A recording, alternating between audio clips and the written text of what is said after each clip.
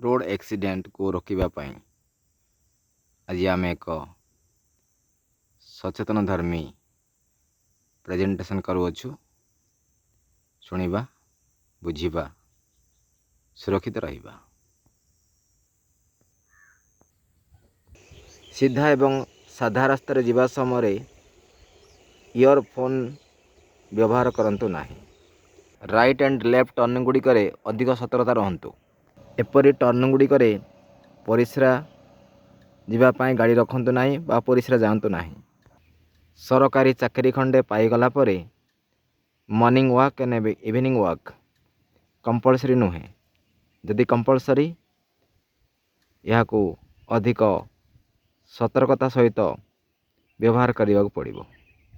ପ୍ରାତଃ ଭ୍ରମଣ ଏବଂ ସନ୍ଧ୍ୟା ଭ୍ରମଣରେ ରାସ୍ତାରେ କିପରି ଯିବାକୁ ହେବ ଅଧିକ ସଚେତନ ରହିବେ, ନହେଲେ ଜୀବନ ବ୍ୟର୍ଥ ହୋଇଯିବ।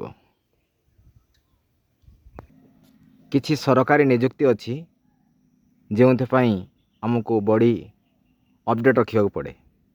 ଜାତୀୟ ରାଜପଥରେ ସେପରି ଏକ୍ସରସାଇଜ୍, ବଡ଼ିକୁ ଫିଟ୍ ରଖିବା ପାଇଁ ଏକ୍ସରସାଇଜ୍ କରନ୍ତୁ ନାହିଁ। ସେଥିପାଇଁ ଜିମ୍ ସେଣ୍ଟର କିମ୍ବା ପଡ଼ିଆକୁ ଯାଆନ୍ତୁ। ସାମ୍ନା ପଟୁ ଆସୁଥିବା ଗାଡ଼ି ଗୁଡ଼ିକର ଦିଗକୁ ଅନୁଭବ କରନ୍ତୁ, ସେ ଅନୁସାରେ ଦୂରେଇ ଯାଆନ୍ତୁ। କୌଣସି ଯାନ ନିଜର ହର୍ନ ବ୍ୟବହାର କଲା ପରେ ହର୍ନକୁ ଓଭରଟେକ୍ କରନ୍ତୁ ନାହିଁ।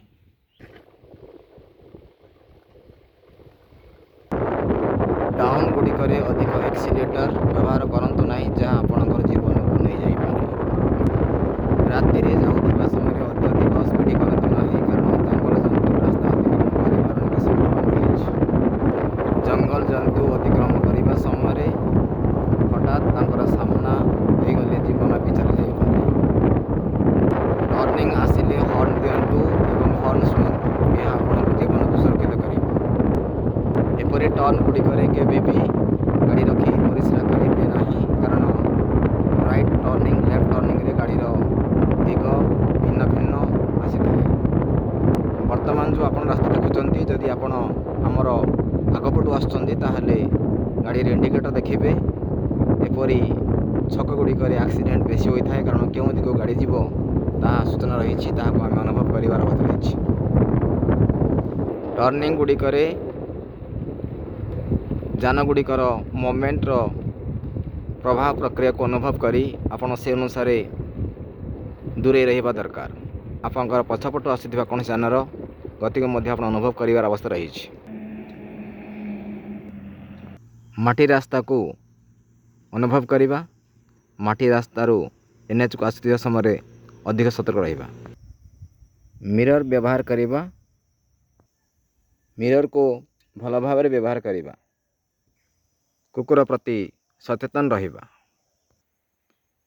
ରାସ୍ତା ଦୁର୍ଘଟଣା ରୋକିବା ପାଇଁ ଅନେକ ବିନ୍ଦୁ ଆମେ ଆପଣମାନଙ୍କ ପାଖରେ ରଖିଛୁ। ଏକ ଆୱାରନେସ୍ ସହିତ ଯାତ୍ରା ସୁନ୍ଦର କରିବା, ସଡ଼କ ଦୁର୍ଘଟଣାରେ ନିଜ ଅମୂଲ୍ୟ ଜୀବନକୁ ସମର୍ପିତ କରିବା ନାହିଁ। ଶୃଙ୍ଖଳିତ ଯାତ୍ରା ସହିତ ଆଗକୁ ବଢ଼ିବା। It is an awareness program by Skate Foundation. ରାସ୍ତାରେ ଥିବା ହମ୍ସ ଗୁଡ଼ିକ ପ୍ରତି ସଚେତନ ରହିବା, ଆଉ ଯେଉଁମାନେ ହମ୍ସ କରୁଛନ୍ତି ସେମାନଙ୍କ ପାଇଁ ନିବେଦନ ରହୁଛି, ହମ୍ସର ସିଗ୍ନାଲ ରହିବା ଦରକାର ରହିଛି। ଏପରି ଟାଉନ୍ରେ ଅଧିକ ସତର୍କ ରହିବେ।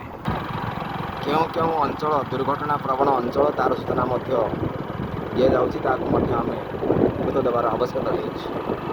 ଯାନବାହନରେ ଅବକାରୀ ଦ୍ରବ୍ୟ ରଖନ୍ତୁ ନାହିଁ, ଦରକାରୀ ଦ୍ରବ୍ୟ ହିଁ ରଖନ୍ତୁ। ଯଥା ସମ୍ଭବ ମୋବାଇଲ ଏବଂ ଇୟରଫୋନ୍କୁ ବ୍ୟବହାର ନ କରି ରାସ୍ତାରେ ମୁଭମେଣ୍ଟ କରିବା ପାଇଁ ନିବେଦନ। ରିଙ୍ଗ ଟୋନ୍ ବାଜିଲେ ଗାଡ଼ି ରଖନ୍ତୁ, କଥା ହୁଅନ୍ତୁ, ସୁରକ୍ଷିତ ରୁହନ୍ତୁ।